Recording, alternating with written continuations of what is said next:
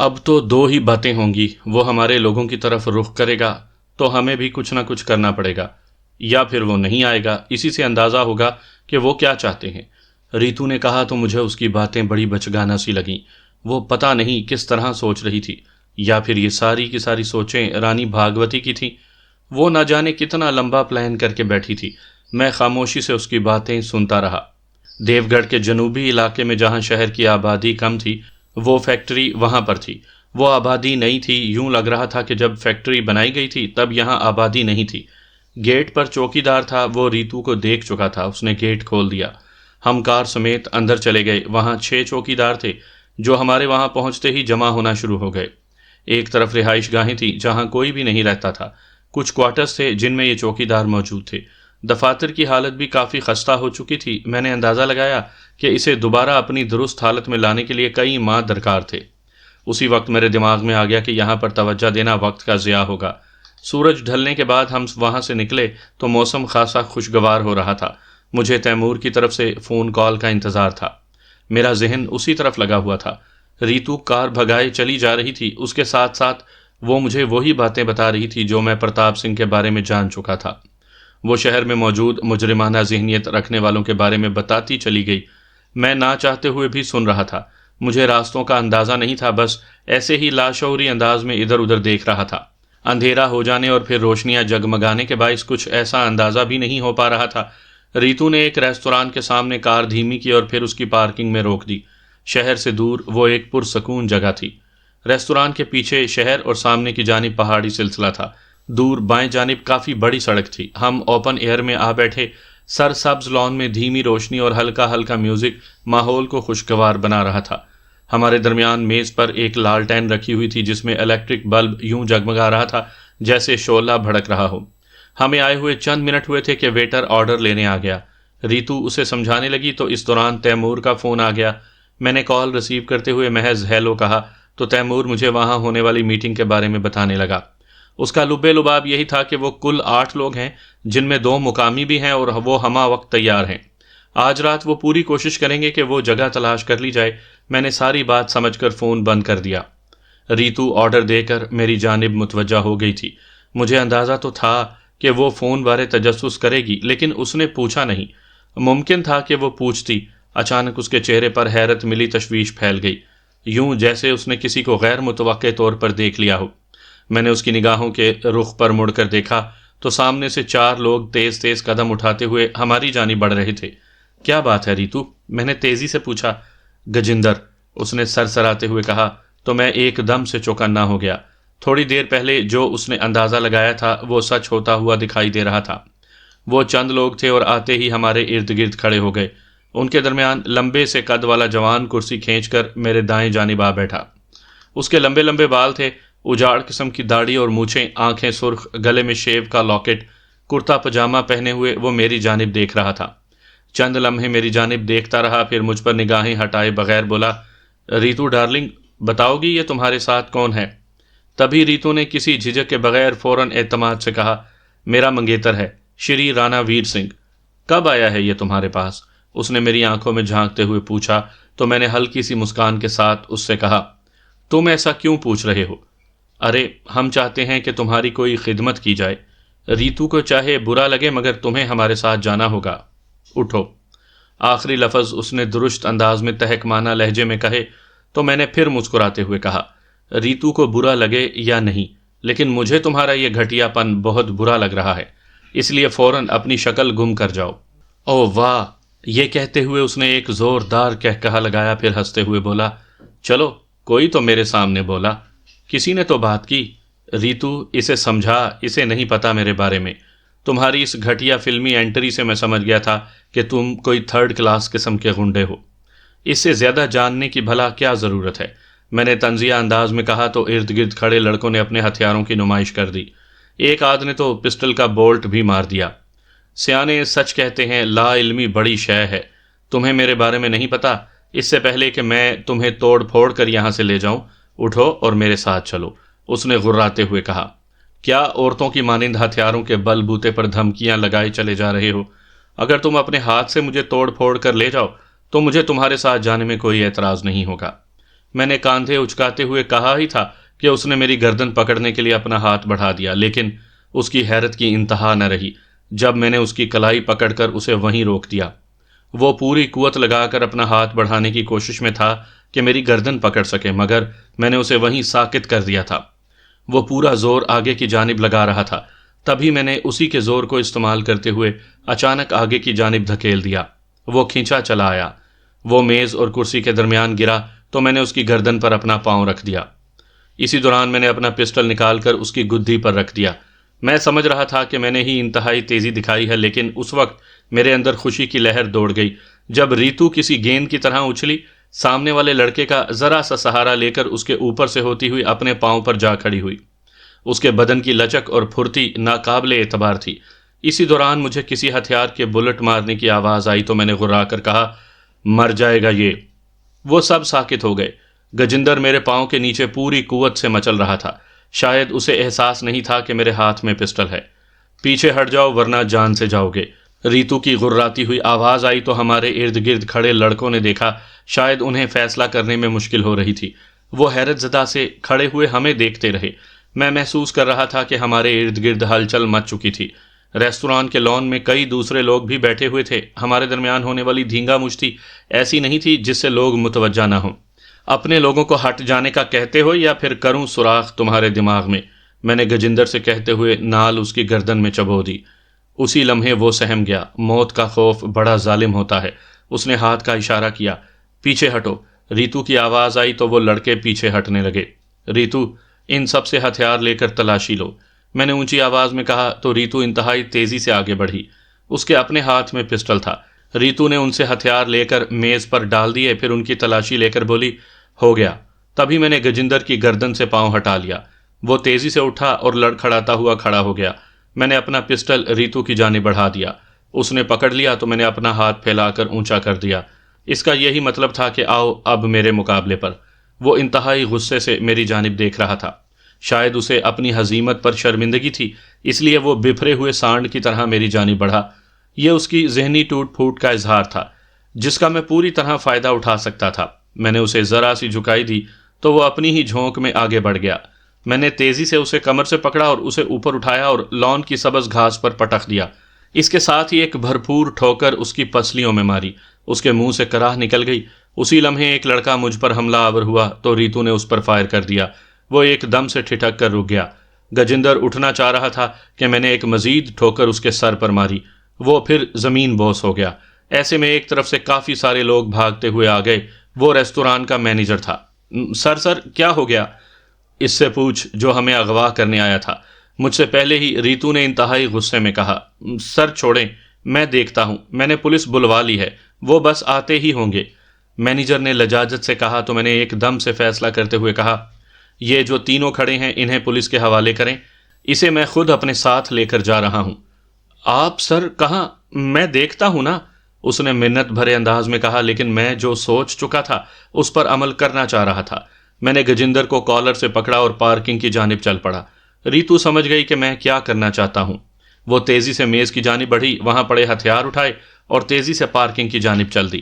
میں گجندر کو پکڑے وہاں تک پہنچا تو وہ کار سٹارٹ کر چکی تھی۔ میں نے پچھلا دروازہ کھولا اور گجندر کو اس میں پھینک کر خود اس کے پاس بیٹھ گیا۔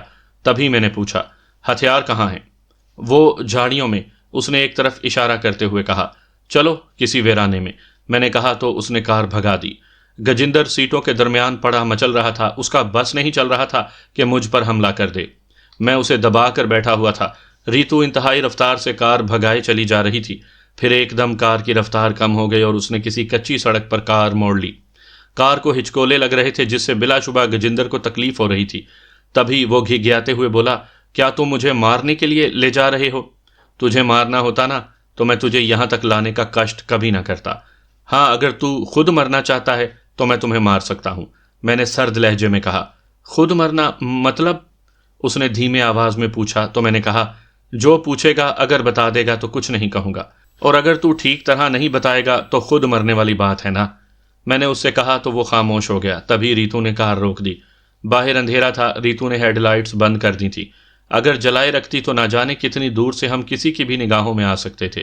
اس نے اپنے سیل فون کی روشنی کر لی۔ میں نے گجندر کو باہر نکالا تو ریتو اس پر پسٹل تان کر کھڑی ہو گئی۔ وہ میرے سامنے کھڑا تھا، اس کے چہرے پر خوف پھیل چکا تھا۔ کس نے ہم تک بھیجا ہے تمہیں؟ میں خود آیا ہوں۔ ہمیں یقین ہے کہ کیسینو پر حملہ کروانے والی بھاگوتی کے علاوہ کوئی دوسری ہو ہی نہیں سکتی۔ میں 2 دن سے ریتو کی ریکی کروا رہا تھا، آج یہ تمہارے ساتھ باہر آئی ہے تو مجھے پتہ چل گیا۔ کس نے بتایا تمہیں؟ میں نے اپنا شک دور کرنا چاہا۔ وہاں فیکٹری میں ایک بندہ ہے ہمارا، اس نے مجھے اطلاع دی تو میں بس پہنچ گیا کہ تم لوگ وہاں سے نکل پڑے۔ میں تمہارے پیچھے آیا۔ وہ کسی ریکارڈر کی طرح بولنے لگا۔ رانی جی پر ہی کیوں شک ہوا تمہیں؟ ریتو نے پوچھا۔ اس شہر میں اس کے علاوہ کسی کی جرت نہیں کہ ہم پر ایسا حملہ کر سکے، اس نے تیزی سے کہا۔ میں یہ تو مانتی ہوں کہ میرا تعلق رانی جی سے ہے، تم میرے منگیتر کے بارے میں یہ کیسے؟ وہ کہنا چاہ رہی تھی کہ گجندر تیزی سے بات کاٹ کر بولا، ہمیں یہ اڑتی ہوئی اطلاع مل چکی ہے کہ کوئی بندہ باہر سے آیا ہے، وہ ویر سنگھ کے علاوہ کوئی نہیں ہو سکتا۔ چل چھوڑ کیسینو والے چکر کو، یہ بتا یہ تیرے پرتاپ سنگھ نے اپنی جیل کہاں بنا رکھی ہے؟ میں جلدی سے مطلب کی بات پر آ گیا۔ اس نے میری طرف یوں دیکھا جیسے میں کوئی انہونی بات کر رہا ہوں، تبھی اس نے نفی میں سر ہلاتے ہوئے کہا، میں نہیں جانتا۔ تو پھر کون جانتا ہے؟ میں نے غصے سے پوچھا۔ میں صرف ڈرگز کے معاملات دیکھتا ہوں، اس کے علاوہ کیا ہوتا ہے میں نہیں جانتا، اس نے کہا تو میں نے ریتو کی جانب ہاتھ بڑھایا۔ اس نے پسٹل میری جانب بڑھا دیا۔ میں نے پسٹل اس پر تانتے ہوئے کہا، مطلب تم اب مرنا چاہتے ہو؟ بھگوان کی قسم میں نہیں جانتا، اس طرح کے کام گوپال داس دیکھتا ہے، وہی سب کرتا ہے۔ تم جھوٹ بول رہے ہو، میں نے کہا اور اس کی دائیں ران میں فائر جھونک دیا۔ اس کے منہ سے چیخ بلند ہوئی اور وہ تڑپتے ہوئے کہنے لگا، میں سچ کہہ رہا ہوں، مجھے مت مارو۔ بولو قیدی کہاں رکھے ہیں؟ میں نے غراتے ہوئے کہا، بھگوان قسم نہیں معلوم۔ اس نے پھر کہا تو میں نے پھر اس کی بائیں ران میں فائر کر دیا۔ اس کی چیخ بلند ہوئی اور وہ زمین پر گر گیا۔ وہ تڑپ رہا تھا۔ میں نے اسے یوں ہی چھوڑ دیا، خاموشی سے اسے دیکھتا رہا۔ تبھی ریتو میرے قریب ہوئی۔ اس نے سرسراتے ہوئے دھیمی آواز میں کہا، ہو سکتا ہے یہ سچ بول رہا ہو۔ فون لگاؤ اپنی رانی کو، اس سے پوچھو، اسے تو بہرحال مرنا ہے، میں نے سرگوشی میں کہا اور گجندر کے سر پر جا پہنچا۔ وہ زمین پر پڑا تڑپ رہا تھا۔ میں نے پسٹل کی نال اس کے سر پر رکھتے ہوئے کہا، اب بھی سچ بول دو، بچ جاؤ گے۔ میں سچ کہہ رہا ہوں۔ وہ اس کے منہ سے اٹک اٹک کر الفاظ نکلنے لگے۔ تمہارا مطلب ہے گوپال داس؟ لے چلو گے مجھے اس کے پاس؟ میں نے اس سے مجھے گولی مار دو، اس نے اذیت ناک لہجے میں کہا۔ کیوں؟ میں تو تجھے مارنا نہیں چاہتا، میں نے سکون سے کہا۔ اسے جب پتہ چلا میں نے اس کا نام بتایا ہے وہ مجھے پہلے مارے گا، اس نے پھر اٹکتے ہوئے کہا۔ تو اتنے میں ریتو نے میرے قریب آ کر کہا، یہ سچ کہہ رہا ہے۔ چل چھوڑ دیا تجھے، میں نے اونچی آواز میں کہا۔ مجھے ہسپتال لے، اس نے کہا، مگر میں نے اس کی طرف کوئی توجہ نہیں دی۔ میں چلتا ہوا پیسنجر سیٹ پر آن بیٹھا۔ ریتو تیزی سے ڈرائیونگ سیٹ پر آئی اور پھر اگلے چند لمحوں میں ہم وہاں سے نکل پڑے۔ جیسے ہی بڑی سڑک پر آئے، ریتو نے فون نکالا اور نہ جانے کس کے نمبر ملا کر اب تک ہونے والی تمام صورتحال بتانے لگی۔ مجھے یہی اندازہ ہوا کہ وہ ملکیت سنگھ کو سب بتا رہی تھی۔ شاید اسے کوئی مزید ہدایت ملی تھی یا نہیں۔ اس نے کال ختم کر کے فون جیب میں رکھا تو میں نے پوچھا، تم جانتی ہو گوپال داس کو؟ اسے شہر میں کون نہیں جانتا، وہ ایک بڑا بزنس مین ہے، اس کا ایک سیاسی بیک گراؤنڈ ہے، لگتا نہیں کہ وہ اس قدر خفیہ معاملات چلا رہا ہوگا، ریتو نے کہا۔ کیا خیال ہے اس تک پہنچا جا سکتا ہے؟ میں نے پوچھا۔ کیوں نہیں، وہ کون سا جن بھوت ہے؟ ریتو نے کہا لگاتے ہوئے کہا تو مجھے لگا جیسے اس کا مجھ پر اعتماد بحال ہو گیا ہو۔ چلو پھر ایک بار اس طرف چلو جہاں وہ رہتا ہے، دیکھ لو کہیں، وہ کہتے کہتے رک گئی۔ میں نے اس کا جواب نہیں دیا تو وہ پوری توجہ سے کار چلاتی چلی گئی۔ سامعین کرام، آپ سن رہے ہیں ایک دلچسپ اردو جاسوسی کہانی جس کا نام ہے اناگیر۔ یہ اس سلسلے کی قسط نمبر 29 ہے۔ مجھے امید ہے آپ کو میری یہ کاوش پسند آ رہی ہوگی۔ آپ نے اگر ابھی تک میرا چینل کہانی گھر سبسکرائب نہیں کیا تو ابھی میرے چینل کو سبسکرائب کر کے بیل نوٹیفیکیشن آن کر لیجئے تاکہ آنے والی ہر نئی کہانی کی اطلاع بر وقت آپ تک پہنچ سکے۔ وہ ایک بڑا سارا بنگلہ تھا۔ آہنی گیٹ سے اندر کا ماحول دکھائی دے رہا تھا، وہی بڑے بڑے لان، درمیان میں سفید رہائشی عمارت، پورچ تک جاتی ہوئی سڑک، پیلی روشنی کے بڑے بڑے بلب جگمگا رہے تھے۔ پتہ نہیں اس وقت وہ گھر پر ہوگا بھی یا نہیں، ریتو نے ہولے سے کہا۔ کوئی بات نہیں، مل جائے گا وہ بھی، میں بھی ہولے ہی سے بولا اور تیمور والے فون سے وہاں کی لوکیشن اسے بھیج دی۔ پھر ایک ویڈیو بنائی، وہ بھی بھیج دی۔ اس کے ساتھ میں نے یہ لکھ کر بھیج دیا کہ یہ ہے گوپال داس کا گھر، جس کے بارے میں سنا ہے کہ یہی قید خانے کے معاملات دیکھتا ہے۔ اس وقت میرا جی چاہ رہا تھا کہ سیدھے سبھاؤ جاؤں اور گوپال داس کو گردن سے پکڑ کر کھینچ لاؤں، مگر یہ محض سوچ ہو سکتی تھی، اس کی عملی صورت بہت مشکل تھی۔ اگر وہ اس طرح آسانی سے مل جاتا تو نہ جانے کب سے کتنے لوگوں کے ہاتھوں ختم ہو چکا ہوتا۔ اس طرح سوچے سمجھے بغیر کسی پر چڑھ دوڑنا خودکشی کے مترادف تھا۔ میں خود پر قابو پاتا ہوا سامنے سڑک پر دیکھتا رہا۔ ریتو اس بنگلے کے آگے سے گزر کر اگلا کراس بھی پار کر چکی تھی۔ کیا سوچ رہے ہو؟ ریتو نے کہا تو میں اپنے خیالات سے باہر نکل آیا۔ پھر اس کی طرف دیکھ کر بولا، یہی کہ اس گوپال داس کو کیسے اٹھایا جائے۔ اسے اٹھانا تھوڑا مشکل ہے لیکن ناممکن نہیں۔ اس نے عام سے لہجے میں کہا تو میں نے پوچھا، کیسے؟ جہاں تک مجھے معلوم ہے اس کی سیکیورٹی اتنی زیادہ نہیں تو۔ یہ زیادہ تر عوام میں رہتا ہے، جس طرح یہ عام سیاستدان ڈرامے کرتے ہیں، یہ بھی آئے دن ایسے ڈرامے کرتا رہتا ہے، خود کو بڑا مذہبی بنا کر لوگوں کو دکھاتا ہے، پوجا پاٹ کا۔ یہ کہتے ہوئے وہ ایک دم سے رک گئی، پھر یوں چونکی جیسے بہت اہم بات یاد آ گئی ہو۔ میں نے چونک کر اس کی طرف دیکھا تو اس نے مسکراتے ہوئے کہا، یہ اس کا معمول ہے کہ وہ ہر صبح مہادیو والی مندر میں پوجا کے لیے جاتا ہے۔ واہ، یہ پکی بات ہے؟ میں نے تیزی سے پوچھا۔ بالکل پکی، اس نے پورے اعتماد سے کہا۔ میں اس سے مزید بات کرنا چاہ رہا تھا کہ انہی لمحات میں اس کا سیل فون بج اٹھا۔ اس نے سکرین پر نمبر دیکھے اور پھر فون ریسیو کرتے ہوئے اسپیکر آن کر دیا۔ دوسری جانب سے ایک غصے میں بھری ہوئی مردانہ آواز ابھری، اوے ریتو، کہاں ہے گجندر؟ مجھے کیا پتا، اس نے پرسکون لہجے میں جواب دیا۔ بکواس کرتی ہو تم بے غیرت، اگر اسے کچھ ہو گیا تو تمہیں اور تمہاری رانی کو زندہ نہیں چھوڑوں گا، اس نے چیختے ہوئے کہا۔ ابے چل بھڑوے، ابھی تو میرے سامنے آ کر تو دکھا، رانی جی کی بات تو بعد میں کرنا، سالا بھونکتا ہے، اس نے لفظ چبا کر کہا۔ دیکھ، گجندر کو کچھ نہیں ہونا چاہیے، چھوڑ دے اسے، اس نے غراتے ہوئے کہا تو ریتو بولی، وہ میرے پاس نہیں ہے، میں اسے ویرانے میں پھینک آئی ہوں، جاؤ جا کر اسے تلاش کرو۔ کہیں تم نے اسے، اس نے کہتے ہوئے اپنی بات ادھوری چھوڑ دی تو ریتو نے گول مول سا جواب دیتے ہوئے کہا، اس نے حملہ کرنے کی غلطی کی، اسے سزا تو دینی تھی نا، بہت برا کیا تم نے، اب تم نہیں بچ سکتی ہو، اس نے دھاڑتے ہوئے کہا۔ میرے سامنے تو آؤ، ریتو نے طنزیہ انداز میں کہا۔ میں جانتا ہوں ریتو، وہ شخص جو تیرے ساتھ تھا اسی نے کیسینو پر حملہ کیا، تیرا اور تیری رانی کا جرم اب معاف نہیں ہوگا، تھوڑا سا صبر کر۔ یہ کہتے ہی اس نے فون بند کر دیا۔ کار میں خاموشی چھا گئی۔ کون تھا یہ؟ میں نے پوچھا۔ یہی گجندر گینگ کا ایک غنڈا، پرتاپ سنگھ کے پالتو، اس نے نفرت سے ہونٹ سکوڑتے ہوئے کہا۔ مطلب یہ ہے ریتو، ہم دشمنوں کے سامنے کھل گئے ہیں، میں نے سکون سے کہا۔ ان کا اندازہ تو درست ہے، ریتو نے کہا۔ ریتو، اب ہمارا واپس اپنے ٹھکانے پر جانا شاید خطرناک ہو۔ اس کی وجہ یہ ہے کہ جس طرح تم لوگوں کے مخبر ان کے ہاں ہیں، اسی طرح ان کے تمہارے لوگوں میں ہیں۔ ایک چوکیدار کی مخبری سے بات یہاں تک آن پہنچی ہے۔ تم بالکل ٹھیک کہتے ہو، وہ رانی پر تو حملہ نہیں کر سکتے، لیکن جہاں میں ہوں گی وہاں ضرور چڑھ دوڑیں گے، اس نے سوچتے ہوئے انداز میں کہا۔ تو پھر؟ میں نے پوچھا۔ تو کوئی بات نہیں، ہمارے پاس کون سا ٹھکانے کم ہے، کسی اور جگہ چلے جاتے ہیں، اس نے کہا اور کار کی رفتار بڑھا دی۔ نہیں، تم ایسے کرو، واپس اسی فیکٹری میں چلو، میں نے کہا تو ریتو نے چونک کر میری جانب دیکھا۔ اس کی سمجھ میں نہیں آیا تھا کہ میں کیا چاہتا ہوں۔ کچھ لمحے سوچ کر اس نے اس بات میں گردن ہلا دی۔ اگلے کراس سے وہ دائیں جانب مڑ گئی۔ میں سمجھ گیا کہ اب وہ فیکٹری ہی جائے گی۔ میں سوچنے لگا، دیو گڑھ کوئی اتنا بڑا شہر نہیں تھا کہ جہاں انسانوں کے سمندر میں کوئی گم ہو جائے اور کوئی اسے تلاش نہ کر پائے۔ جو لوگ اس شہر پر راج کر رہے تھے وہ کوئی معمولی لوگ تو نہیں تھے۔ یہ ممکن نہیں تھا کہ ان کا بندہ ہم مار دیں اور وہ ہمیں تلاش نہ کر پائیں۔ کیسینو پر حملے کے بعد تھوڑا بہت ابہام تھا کہ پتہ نہیں یہ حملہ کس نے کیا ہوگا۔ اب جب کہ انہیں یہ تصدیق ہو گئی تھی کہ یہ سب رانی بھاگوتی کے لوگ کر رہے ہیں تو ان کا ہمیں تلاش کرنا کوئی اتنی بڑی بات نہیں تھی۔ وہ رانی بھاگوتی کو براہ راست تھریٹ کر سکتے تھے۔ اس کا رد عمل کیا ہوگا میں اس کے بارے میں کچھ نہیں کہہ سکتا تھا، کیونکہ میں ابھی یہ جانتا ہی نہیں تھا کہ رانی بھاگوتی کس حد تک ان کا سامنا کرنے کی قوت رکھتی ہے۔ میں رانی بھاگوتی پر پوری طرح اعتماد نہیں کر سکتا تھا۔